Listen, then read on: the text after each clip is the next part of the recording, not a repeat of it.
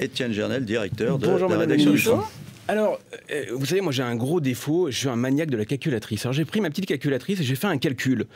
Et passer de 5,7 à 4,5 points du PIB en déficit d'ici à 2012, c'est 1,2 points de PIB, ce qui fait 24 milliards d'euros. Alors comment est-ce qu'on passe de 12 à 24 ? Par des recettes supplémentaires qui sont liées à la croissance.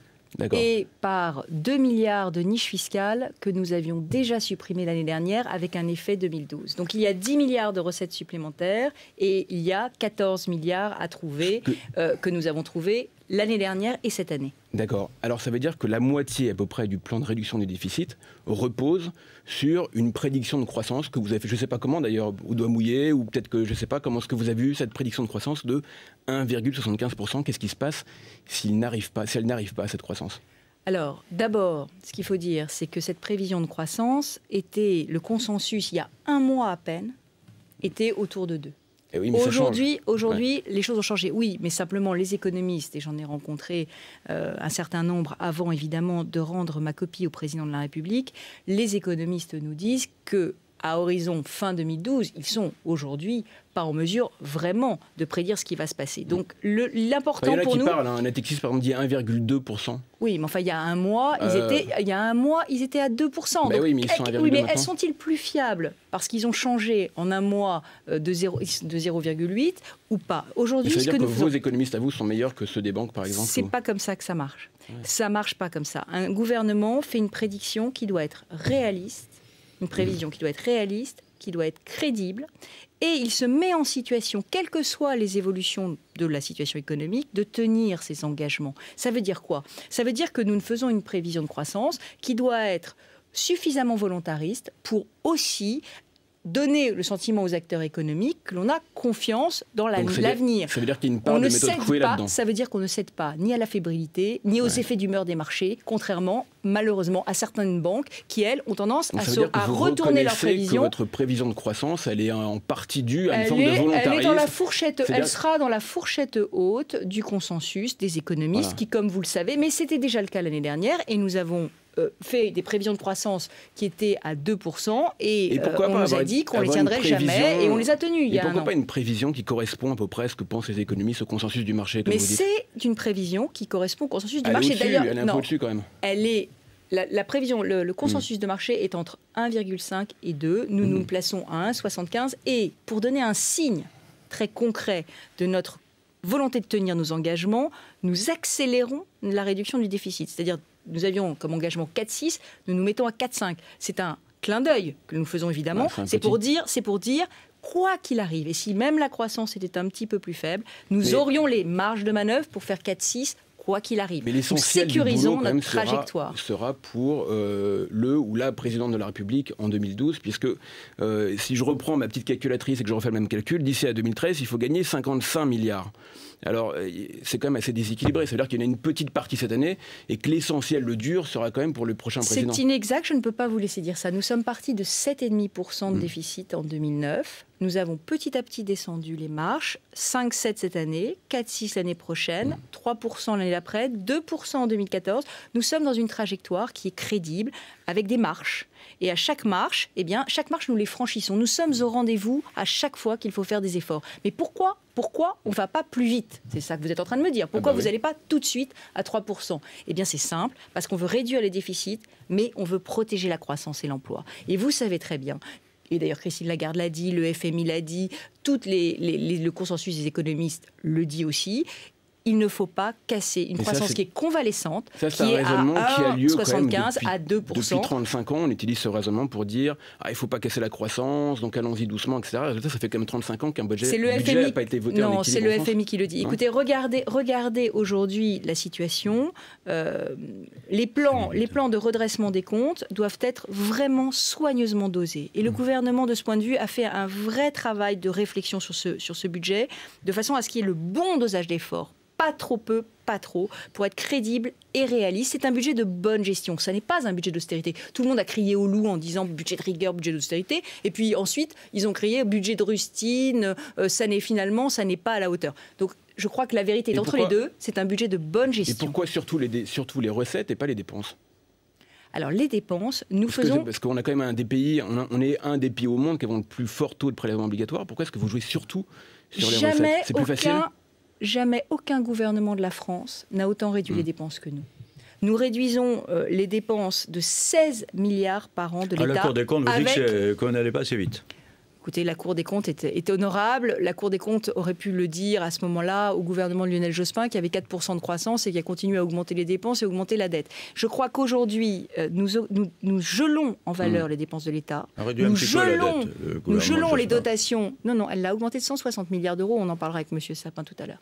Mais on a gelé les dépenses de l'État. On a gelé les dotations aux collectivités locales. On a tenu pour la première fois dans l'histoire de cet indicateur l'objectif d'accroissement des dépenses d'assurance maladie, qui est à 2,8%.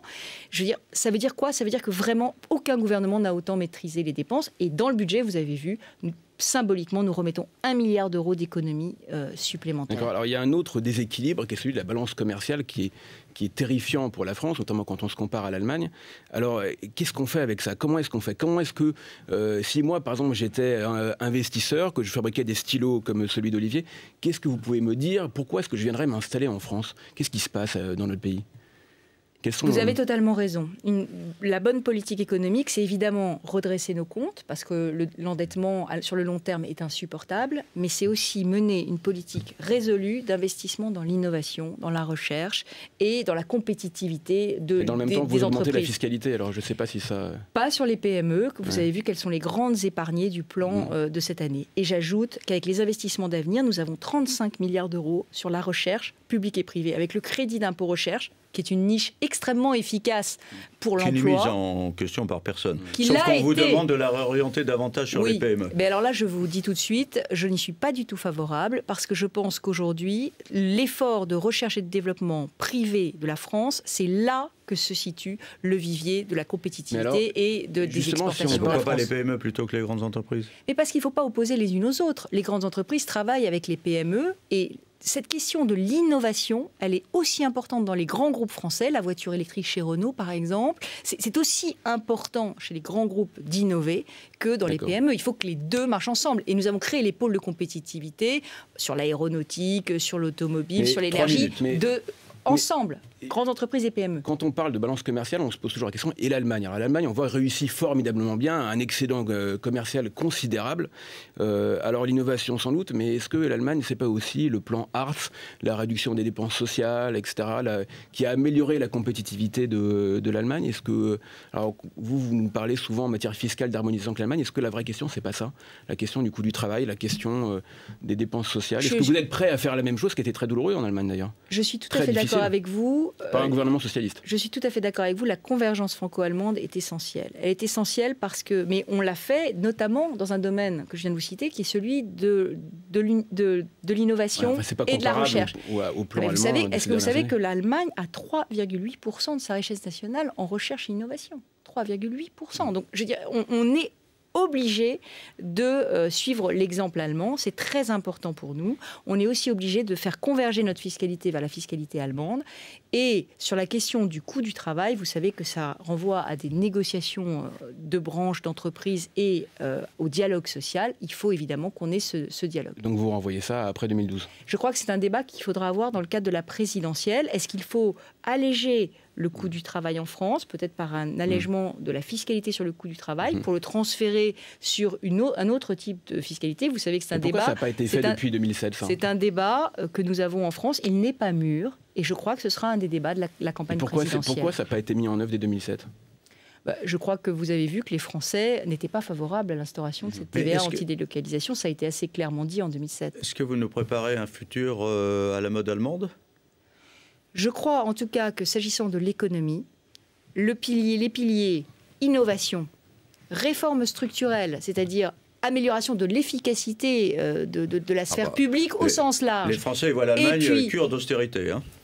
C'est inexact. Regardez aujourd'hui, l'Allemagne est en croissance, l'Allemagne n'a quasiment plus de déficit, l'Allemagne se désendette et l'Allemagne augmente ses salaires. Donc je crois qu'il faut pas avoir une vision caricaturale du modèle allemand. Ça veut dire quoi? Ça veut dire que quand on fait des efforts, qu'on accepte de s'imposer de soi-même des efforts, dans le cadre du dialogue social, eh bien on en récolte les fruits à la fin. Dernière question. Si on regarde les 15 pays qui ont encore le triple A, tout le monde dit la France est le plus fragile d'entre eux, celui qui a la dette la plus importante par rapport au PIB. Est-ce que vous n'avez pas peur d'être la ministre du budget qui aura qui aura accompagné en tout cas la France vers la perte de son triple A, parce qu'il y a quand même beaucoup de gens qui disent que c'est imminent, que ça va arriver.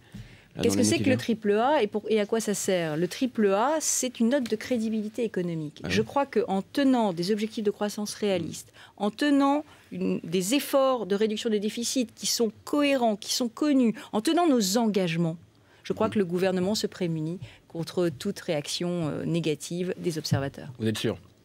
Écoutez, on n'est jamais sûr de rien, mais en tout cas, l'effort que nous faisons, cet effort de 11 milliards d'euros pour 2012, est un effort qui est vraiment l'effort qu'il fallait pour tenir nos engagements. Et l'important, c'est les engagements tenus. L'important, c'est que la lisibilité de la trajectoire de la France.